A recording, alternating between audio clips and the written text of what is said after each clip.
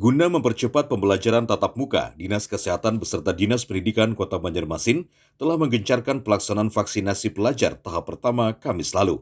Kendati demikian, dari data Dinas Pendidikan Banjarmasin, ada sekitar 40% orang tua murid belum setuju soal pemberian vaksin pelajar untuk 12 tahun ke atas. Menyikapi hal itu, pemerintah melalui Dinas Kesehatan Kota Banjarmasin akan menjamin biaya perawatan pelajar yang sakit efek vaksinasi tersebut. Bagi mereka yang mengalami KIPI atau komplikasi ikutan pasca imunisasi, ya itu dapat melaporkan ke puskesmas sesuai dengan wilayah kerjanya, dan kalau dia sakit itu ditanggung oleh pemerintah. Kalau dia benar-benar sakitnya akibat dari pasca pemberian vaksinasi tersebut. Artinya jadi jangan khawatir. Artinya BIMKes menjamin ya Pak?